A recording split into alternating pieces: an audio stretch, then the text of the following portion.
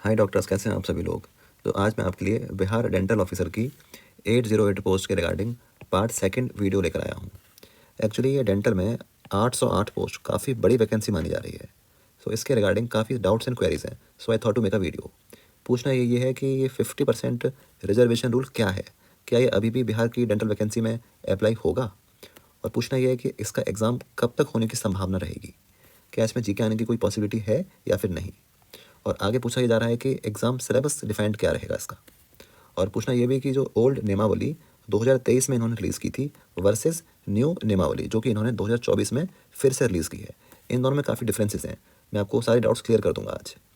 और इस वीडियो को शुरू करने से पहले एक बहुत ही इंटरेस्टिंग फैक्ट बता दूं मैं आपको कि इस सीरीज ऑफ वैकेंसी में से पॉइंट नंबर 1 इंसेक्ट कलेक्टर की वैकेंसी का नोटिफिकेशन अभी हाल फिलहाल में ही आउट हो गया है। तो आप ये मान के चलिए अब बहुत ही जल्द कहीं ना कहीं नियर फ्यूचर में आपको डेंटिस्ट की 808 वैकेंट पोस्ट का नोटिफिकेशन भी देखने को जल्दी ही मिल सकता है।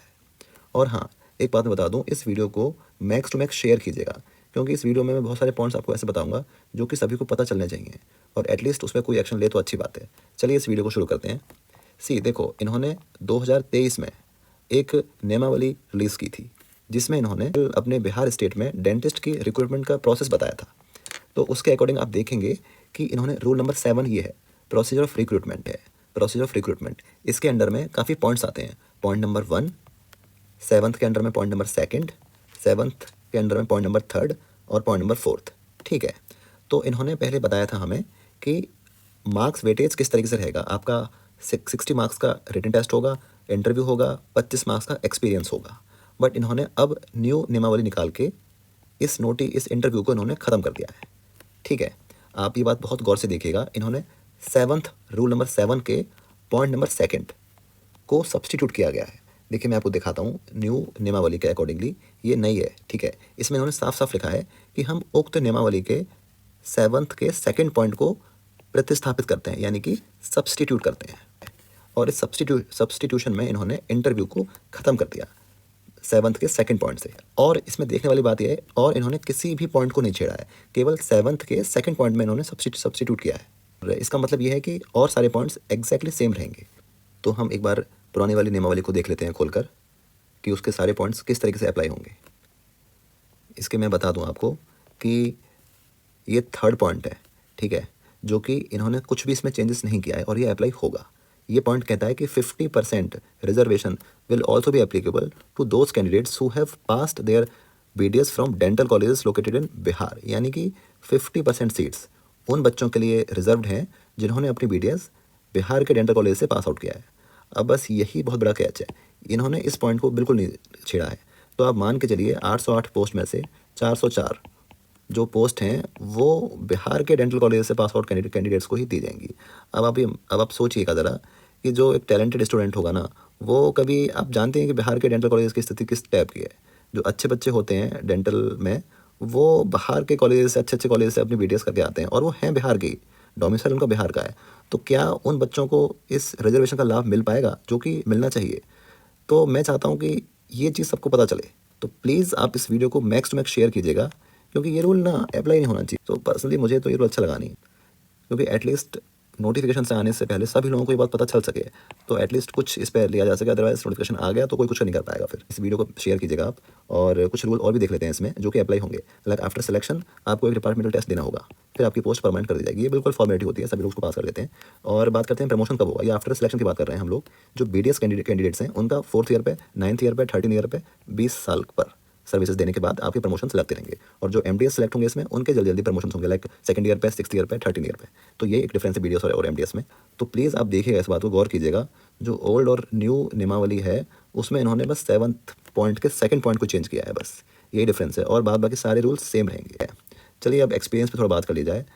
1 साल का जो एक्सपीरियंस होगा उसको 5 मार्क्स ऑलरेडी दे दिए जाएंगे। इस तरीके से 25 मार्क्स आप गेन कर सकते हैं। अब पूछा जा रहा है कि सर हमारा क्लिनिक है, उसका एक्सपीरियंस काउंट होगा या फिर नहीं होगा। तो मैं बता दूं, देखो वो तो एक्सपीरियंस काउंट होगा ही नहीं आपका बिल्कुल भी। इन्होंने साफ साफ बोला non private hospitals like government hospitals, like Bihar government hospital, central government hospitals, इन सब के एक्सपीरियंस काउंट होंगे। अब एक बात निकल के आ रही है, जो क्या है ना, एक TMC प्रोजेक्ट चल रहा है बिहार में। इसके अंतर्गत भी काफ़ी सारे स्टूडेंट्स काफ़ी सालों से एज अ मेडिकल ऑफिसर की पोस्ट पे, डेंटल ऑफिसर की पोस्ट पे लगे हुए हैं। अब मुझे तो नहीं लगता पर्सनली, आई डोंट बिलीव कि ये वाला एक्सपीरियंस भी ये लोग काउंट करेंगे, ठीक है, क्योंकि ये प्राइवेट है। ऑल दो गवर्नमेंट एडेड है बट ये प्राइवेट ही है ऑल दो, ठीक है। तो लेट्स सी क्या होता है।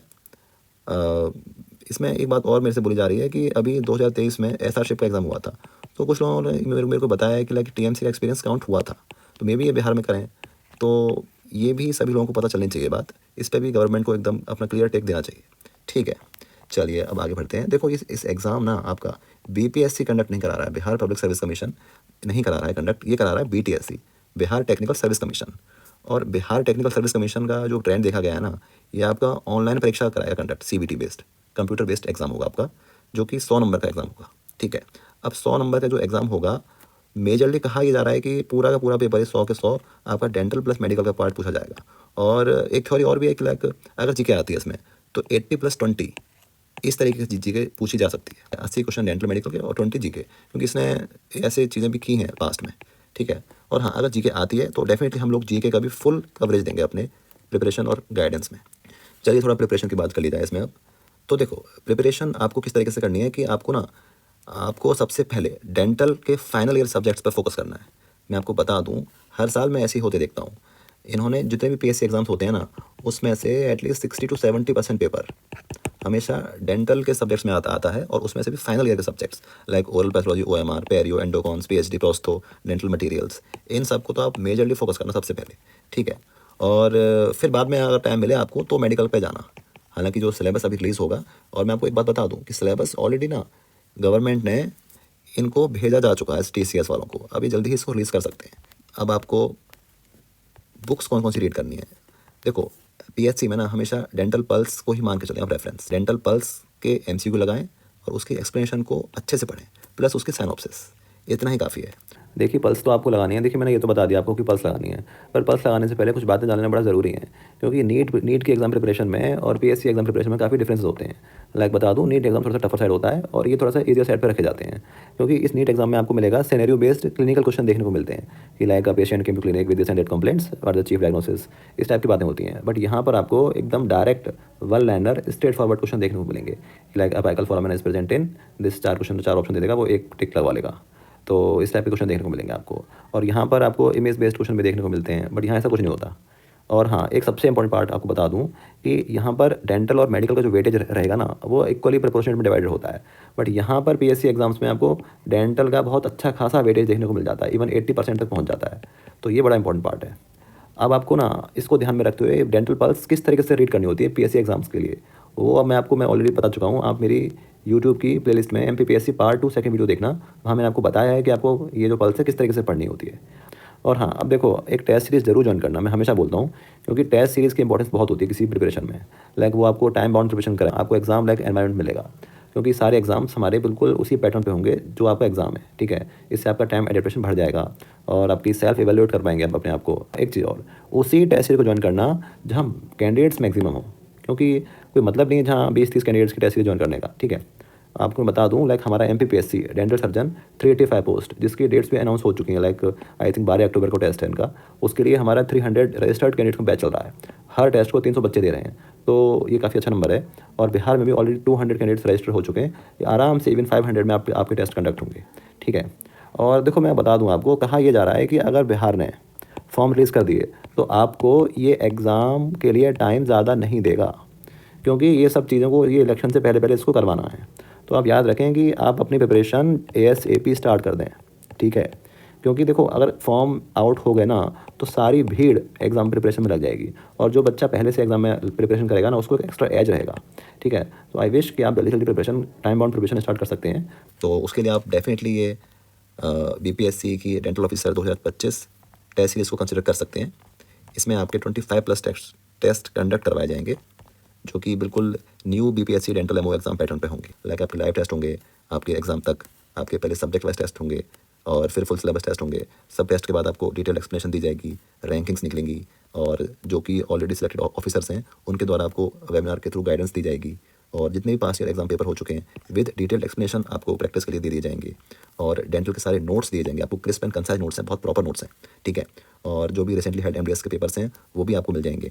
और अगर जीके आती है इस बिहार में तो हम लोग उसको भी कवर करेंगे, ठीक है। सेपरेट व्हाट्सएप ग्रुप रहेगा फॉर मेंटरशिप के लिए, फॉर्म फिलिंग गाइडेंस भी हम लोग आपको देंगे। ये आप डेफिनेटली इसको कंसिडर कर पाएंगे, कर सकते हैं, ठीक है। इसमें डिस्काउंट्स में जो टॉप नीट एमडीएस रैंकर्स हैं या गवर्नमेंट कॉन्ट्रैक्चुअल वर्कर्स हैं, ग्रुप डिस्काउंट्स में संग संग ज्वाइनिंग करते हैं। और इसके लिए आप इस नंबर पर रजिस्ट्रेशन करवा सकते हैं, कॉन्टैक्ट कर सकते हैं, ठीक है।